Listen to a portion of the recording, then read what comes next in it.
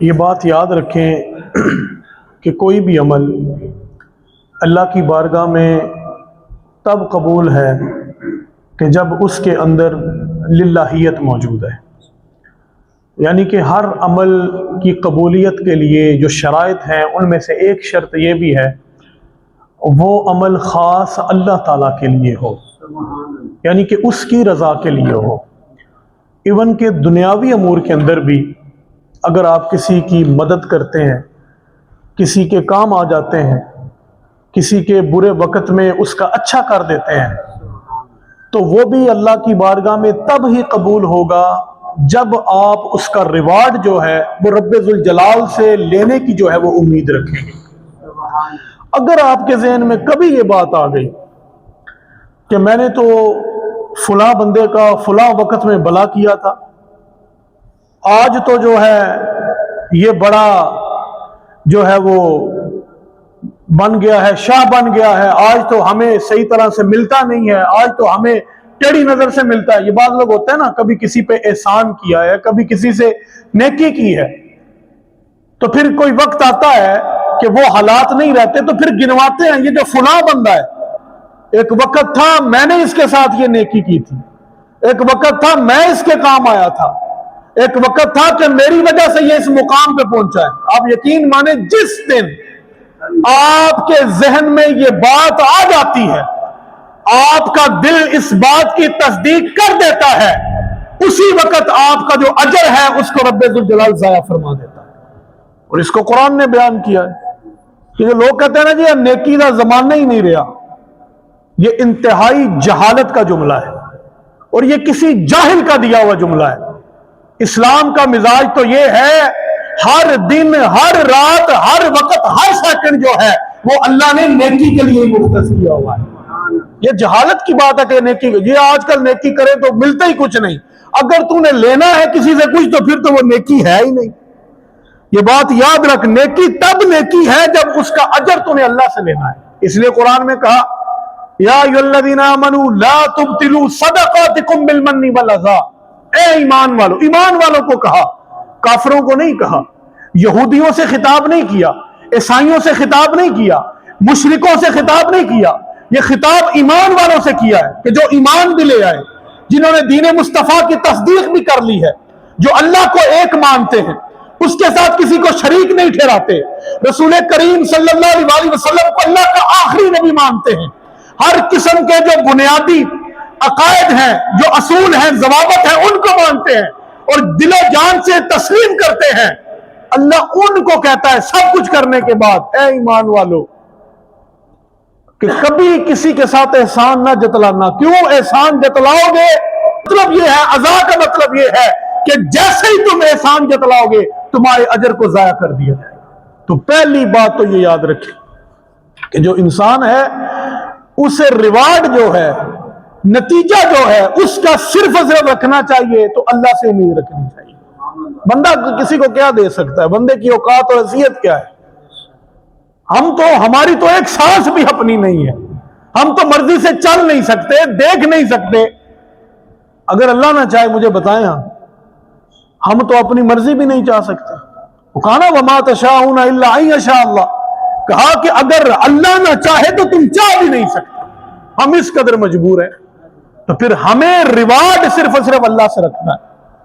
تو اللہ نے اپنے نبی سے یہ ارشاد فرمایا، اور یہ بات یاد رکھیے، اگر عام انسان کے لیے، بندہ مومن کے لیے یہ حکم ہے کہ اس نے ریوارڈ صرف اللہ سے رکھنا ہے اور اللہ سے امید رکھنی ہے اور اسی سے انعام لینا ہے، تو پھر اللہ کے نبی تو وہ ہوتے ہیں جو قدم قدم پہ رب ذوالجلال کی مرضی سے چلتے ہیں، جن کی تو اپنی مرضی ہوتی ہی نہیں ہے، جو ہر کام رب ذوالجلال کی مرضی سے کرتے ہیں۔ لیکن حضرت آدم سے لے کے جناب عیسیٰ تک اور وہاں سے پھر رسول کریم صلی اللہ علیہ وسلم تک جتنے انبیاء کرام آئے، کم و بیش 1,24,000، آپ دیکھ لیں، سب نے جب تبلیغ کی تو کسی نبی نے کسی بندے سے کوئی ریوارڈ نہیں مانگا۔ حضرت نوح علیہ السلام تبلیغ کرتے تھے نا، تو لوگ کانوں میں انگلیاں دے لیتے تھے۔ اللہ اکبر! آپ اندازہ کریں کہ کتنا بڑا حوصلہ ہوتا ہے اللہ کے نبی کا، اور کتنا مشکل راستہ ہے یہ جو دین اور اسلام کا راستہ ہے۔ नूह अलैहिस्सलाम तबलीग फरमाते, लोग कानों में उंगलियां दे लेते। आप बेजार नहीं होते, बल्कि वहां खड़े होते और खड़े रहकर इंतजार करते, किस बात का? ये लोग कानों से उंगलियां निकालेंगे, मैं फिर रब्बे जुल जलाल का पैगाम इन तक पहुंचाऊंगा। इसी तरह जितने अल्लाह के नबी आए, कितनी कितनी मुसीबतें, सऊबतों को बर्दाश्त करते रहे, कितनी कितनी आजमाइशें आई। इवन के अल्लाह के बाद नबियों को लोगों ने कत्ल तक कर दिया, लेकिन कभी किसी अल्लाह के नबी ने किसी बंदे से कोई भी किसी किस्म का अजर नहीं तलब किया, किसी भी अल्लाह के नबी ने। देखे ना, जिसकी वजह से जन्नत मिल रही है। अब आप और मैं, हम सोचे तो हम में से किसी ने अल्लाह को देखा है, या हमारे बड़ों में से किसी ने देखा है? तो किसने देखा है? अल्लाह के नबी ने देखा है। तो उन्होंने बताया रब है, तो हमने माना है रब है। उन्होंने कहा फरिश्ते हैं, तो हमने माना फरिश्ते हैं।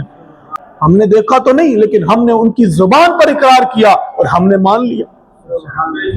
कहा ना कि तुम्हारे मुंह से जो निकली वो बात हो के रही, तुम्हारे मुंह से जो निकली वो बात हो के रही, तुम्हारी निगाह से सबकी निजात हो के रही।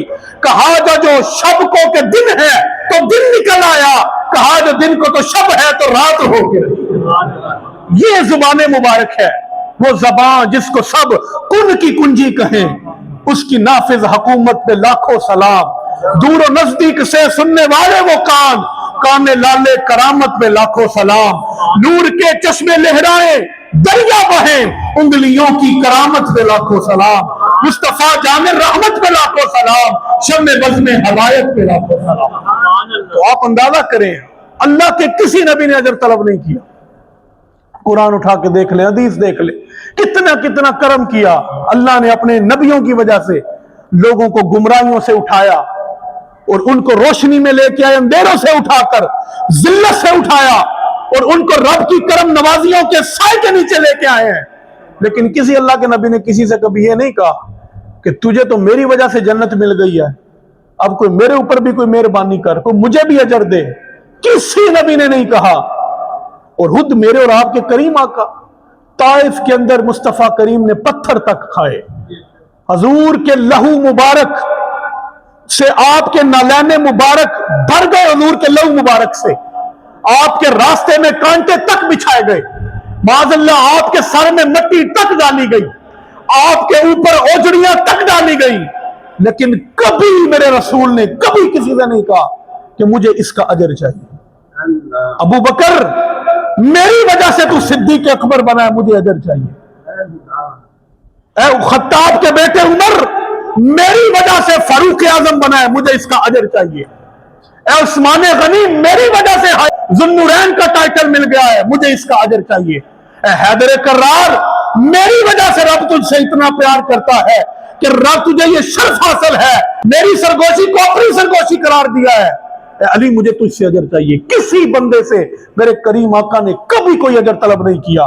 लेकिन एक मौका कुरान में ऐसा है, अल्लाह फरमाता है, महबूब इन लोगों से कहो अस्अलुकुम अलैहि अजरा, कि मैं तुमसे किसी अपनी सर्विस का, किसी कुर्बानी का कोई अजर तलब नहीं करता, मगर ये, मगर क्या, एक अजर है। अल्लाह ने फरमाया महबूब इन बंदों से कहो, और ये उनसे लोग वो क्या है, फरमाया इल्लल मवद्दत फिल कुर्बा, जो मेरे कराबतदार हैं उनके साथ तुमने मोहब्बत करनी है। यानी कि इस कदर रसूल करीम सल्लल्लाहु अलैहि वसल्लम की जो अहले बैत हैं उनके साथ मोहब्बत का हुक्म है, और रसूलुल्लाह को किस कदर पे, और अल्लाह का हुक्म है, ये कुरान के अंदर मौजूद है। और एक और मुकाम पे कहा इन्नमा युरीदुल्लाह लियुज़हिबा अन्कुमुर रिज्स अहलल बैत व युतहिरकुम तत्हीरा। और ये आयत मुबारका ये बात बताती है कि अल्लाह को रसूल करीम के अहले बैत से कितनी मोहब्बत है। और ये बात याद रखें, अहले बैत से मोहब्बत है माज़अल्लाह, मतलब ये नहीं है कि सहाबा से बुग़्ज़ है। और अगर सहाबा से मोहब्बत की बात है तो मतलब ये नहीं है कि अहले बैत से बुग़्ज़ है। अल्हम्दुलिल्लाह हम अफरातो तफरीद का शिकार नहीं है, हम अपने अकीदे पर, और हम अल्हम्दुलिल्लाह इस बात पर रब का शुक्र अदा करके मुतमईन है कि हम हजूर के अहले बैत की भी इज्जत करते हैं और हजूर के सहाबा से भी प्यार करते हैं।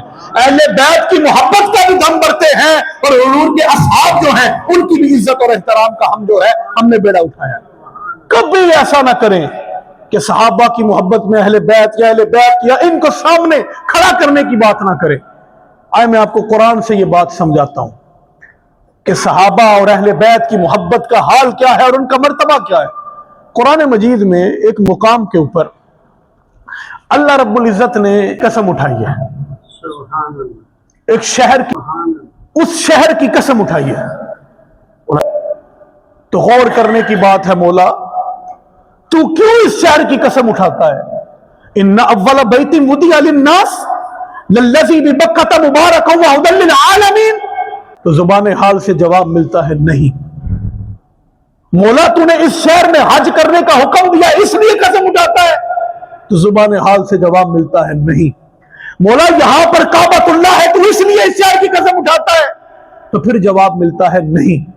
مولا اس شہر کے اندر صفا مروہ سعی لوگ کرتے ہیں، صفا مروہ کی پہاڑیاں ہیں، ان الصفا والمروہ من شعائر اللہ، جن کو تو نے اپنی نشانیاں قرار دیا ہے، مولا اس لیے قسم اٹھاتا ہے؟ جواب ملتا ہے نہیں۔ اچھا مولا یہاں پر منا ہے اس لیے قسم اٹھاتا ہے؟ جواب ملتا ہے نہیں۔ میدان عرفات ہے اس لیے قسم اٹھاتا ہے؟ جواب ملتا ہے نہیں۔ واتخذوا من مقام ابراہیم مصلی، یہاں پر وہ حضرت ابراہیم علیہ السلام والا وہ پتھر ہے جس کے اوپر کھڑے ہو کر کعبے کی تعمیر کرتے رہے اور تو نے حکم دیا اس کو مصلی بنانا ہے، مولا کیا اس لیے حکم دیتا ہے کہ یہاں پر وہ پتھر ہے؟ تو پھر جواب ملتا ہے نہیں۔ تو انسان حیران رہ جاتا ہے، بندہ مومن سوچ میں پڑ جاتا ہے کہ جب وہاں پر کعبہ بھی ہے اس لیے بھی قسم نہیں اٹھاتا، وہاں پر صفا مروہ کی پہاڑیاں ہیں اس لیے بھی قسم نہیں اٹھاتا، وہاں پر میدان عرفات ہے اس لیے بھی قسم نہیں اٹھاتا، وہاں پر چاہ زمزم آب زمزم جو ہے اس کا کنواں ہے اس لیے بھی قسم نہیں اٹھاتا، تو مولا قسم کیوں اٹھاتا ہے؟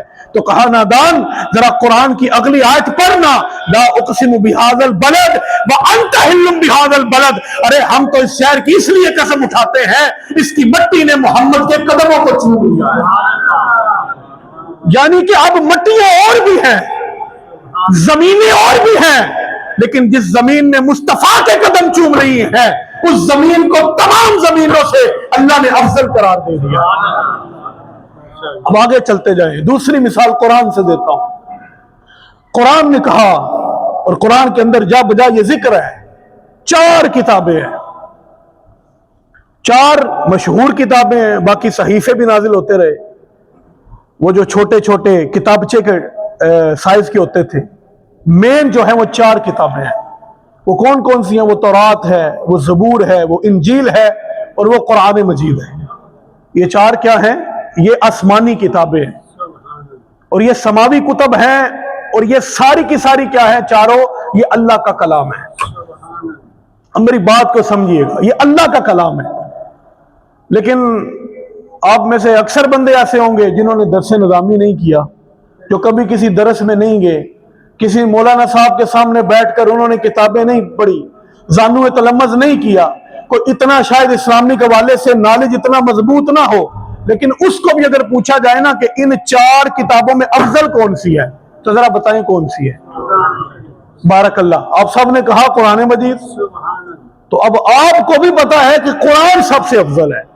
تو اب سوال یہ پیدا ہوتا ہے، جب 4 کتابیں اللہ کی ہیں اور کلام بھی اللہ کا ہے 4 کتابوں کے اندر، تو اللہ کا کلام دوسرے کلام سے افضل کس طرح ہو گیا ہے؟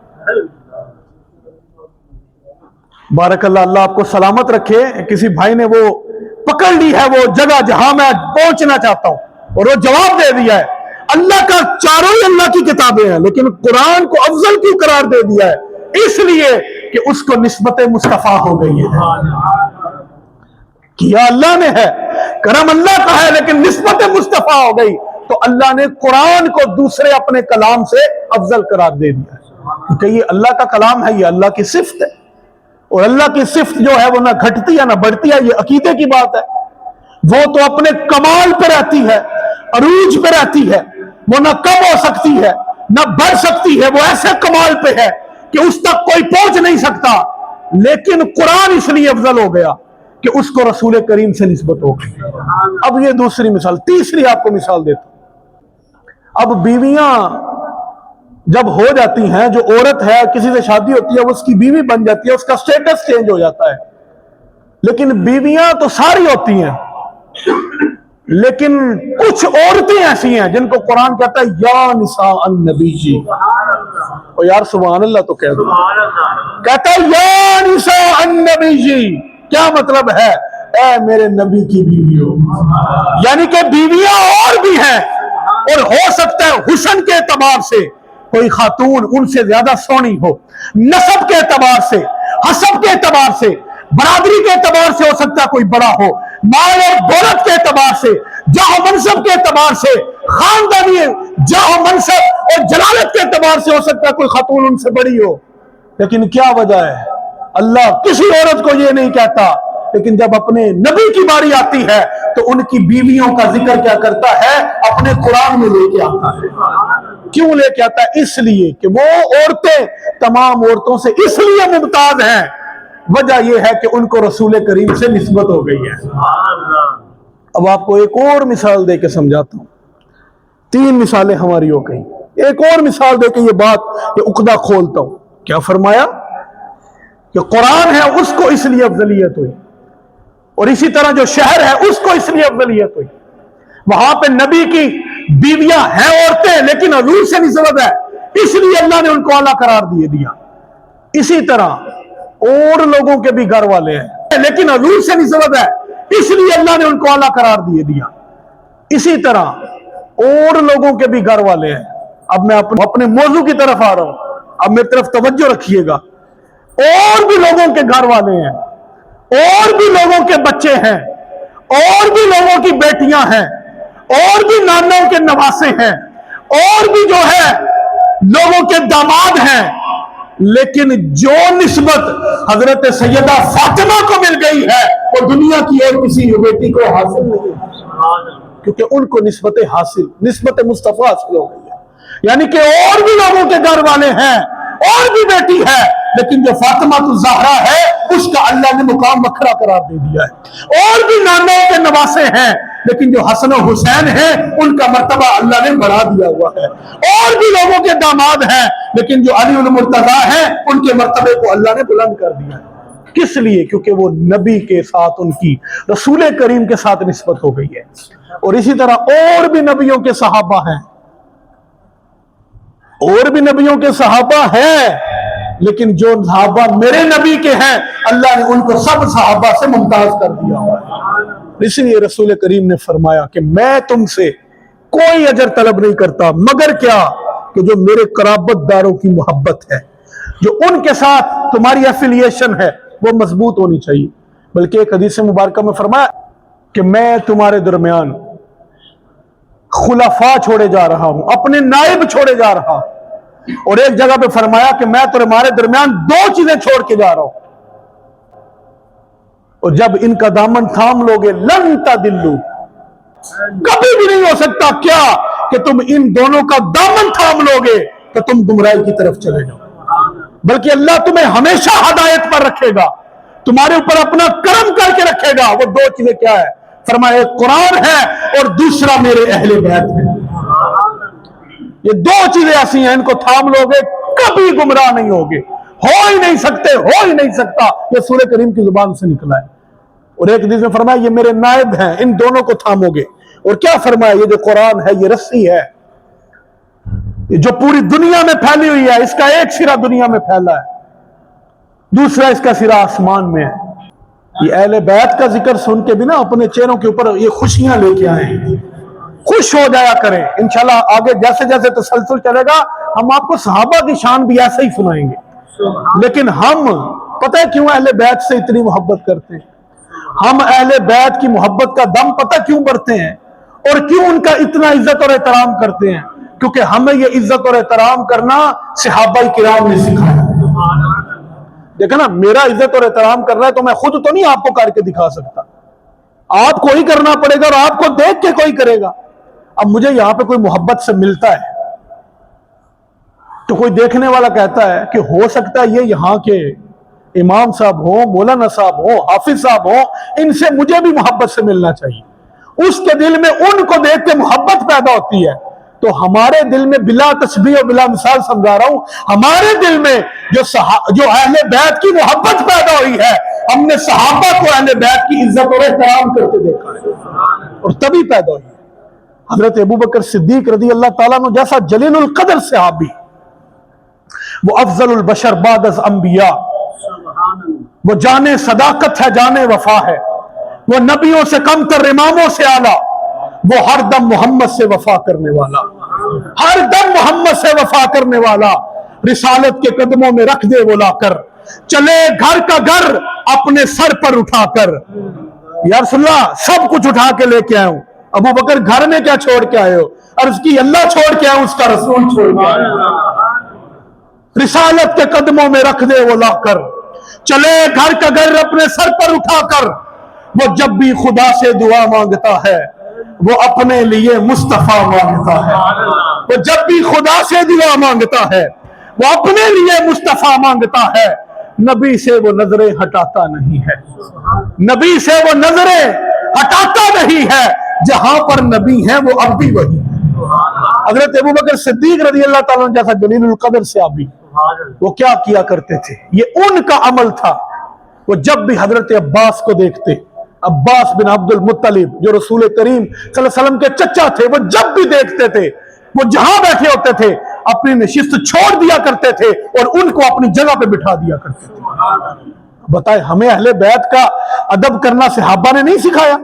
حضرت عثمان غنی جیسا بندہ جن کے بارے میں رسول کریم نے فرمایا کہ مجھ محمد کی 10 بیٹیاں ہوتی، ایک حدیث میں فرمایا مجھ محمد کی 40 بیٹیاں ہوتی، ایک حدیث میں فرمایا مجھ محمد کی 100 بیٹیاں ہوتی، باری باری مرتی جاتی، نہ باری باری عثمان کے نکاح میں دیتا چلا جاتا۔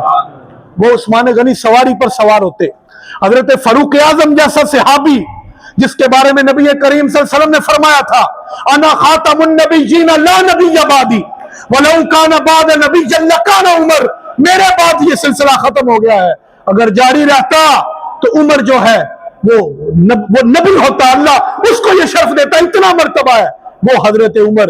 وہ عثمان غنی جب حضرت عباس کو دیکھا کرتے تو کیا کرتے؟ اگر سواری پہ سوار ہوتے تو ادب اور احترام کی وجہ سے اپنی سواری سے نیچے اتر جایا کرتے تھے، اور تب تک سواری پہ سوار نہ ہوتے جب تک حضرت عباس بن عبد المطلب آنکھوں سے اوجھل نہ ہو جایا کرتے تھے۔ تو ہمیں تو اہل بیت کا ادب کرنا صحابہ نے سکھایا۔ حضرت ابو ہریرہ رضی اللہ تعالی عنہ جیسی اتنی بڑی ہستی اور جن کی عظمت اور مقام اور مرتبے کا حال یہ ہے کہ کریم آقا نے جن کے لیے دعا فرمائی تھی، اور سب سے بڑھ کر ہمارے ہاں جو اہل سنت ہیں ان کے ہاں سب سے بڑھ کر جو احادیث ہیں وہ ان سے ہمارے پاس پہنچی ہے، ان کی مرویات ہیں۔ اور یہ جو رٹ لگاتے ہیں نا جی صحابہ تو بڑے دشمن تھے، معاذ اللہ ثم معاذ اللہ، وہ تو اہل بیت یہ بتانا ہی چاہتے ہیں شاید بڑی لڑائیاں چلتی تھی اور بڑا معاملہ ایسا خراب تھا۔ ایک حدیث ہے حضور نے فرمایا کہ تم میں سب سے بہتر وہ ہے جو مجھ سے محبت کرتا ہے، اور میرے بعد سب سے زیادہ محبت میری اہل بیت سے کرتا ہے۔ اور آپ کو پتا ہے اس حدیث کو روایت کس نے کیا ہے؟ اس حدیث کو روایت حضرت ابو ہریرہ نے کیا ہے۔ اور یہ جو اعتراض ہے نا یہ بڑا گھٹیا سا اور بھونڈا سا اعتراض ہے جو لوگ کرتے ہیں کہ صحابہ نے تو جو ایسا کر دیا جی حدیثیں گڑھ لی۔ میں کہتا ہوں حدیثیں گڑھی تھی تو ایسا ہوتا ہے کہ جو گھڑتا ہے حدیثیں کریم آقا صلی اللہ علیہ وسلم کی اہل بیت کی شان میں گڑھتا یا ان کی مخالفت میں گڑھتا؟ مجھے یہ بات کا جواب دو نا۔ تو حضرت ابو ہریرہ نے بھی اس طرح کی بے شمار حدیثیں، بڑے فضائل حضرت سیدہ عائشہ صدیقہ رضی اللہ تعالی عنہا سے جو ہے احادیث آئی ہیں جو اہل بیت کے اوپر ہے۔ بس میں گفتگو ختم کر رہا ہوں، موضوع ختم کرنے لگا ہوں۔ میں جو بات عرض کرنے لگا تھا، حضرت ابو ہریرہ جیسا جلیل القدر صحابی ایک موقع کے اوپر حضرت امام حسین کو اٹھاتے ہیں، اور کیا کرتے ہیں؟ اٹھا کر اپنے سینے سے لگاتے ہیں۔ یار یہ محبت ہے تو کر رہے ہیں، دشمنیوں میں تو ایسا نہیں نہ کیا جاتا۔ تو صرف اٹھایا نہیں اور قدر محبت ہے، کس قدر اہل بیت کا پیار ہے حضرت ابو ہریرہ صحابہ کے اندر۔ حضرت ابو ہریرہ نے اپنے کپڑوں کے ساتھ، حضرت امام حسین چھوٹے تھے، بچے تھے، ان کے پیر مبارک سے مٹی صاف کرنا شروع ہو گئے۔ اللہ اکبر، مٹی خود صاف کرتے ہیں تو امام حسین پھر حضرت امام علی کے گھر میں ان کی تربیت ہوئی تھی، رسول کریم نے تربیت فرمائی تھی. انہوں نے کہا کہ آپ بزرگ ہیں، آپ ہمارے نانا کے بڑے قریبی سے آپ ایسا نہ کریں، آپ کیوں ہمارے قدم کو ہاتھ لگا رہے ہیں، کیوں اس طرح کر رہے ہیں؟ آگے سے ابو ہریرہ کیا جواب دیتے ہیں؟ آپ نے فرمایا کہ اگر لوگوں کو پتہ چل جائے آپ کا مقام اور مرتبہ کیا ہے تو لوگ آپ کو اپنے کندھوں پہ اٹھا کے رکھے، کبھی زمین پہ چلنے ہی نہ دیں. کہنے کا مقصد یہ ہے کہ اہل بیت سے جو محبت ہے یہ رسول کریم کا حکم بھی ہے اور حضور کے صحابہ نے ہمیں کر کے دکھائی ہے. اللہ سے دعا ہے جو کچھ میں نے کہا ہے آپ نے سنا ہے، اللہ ہم سب کو عمل کی توفیق عطا فرمائے.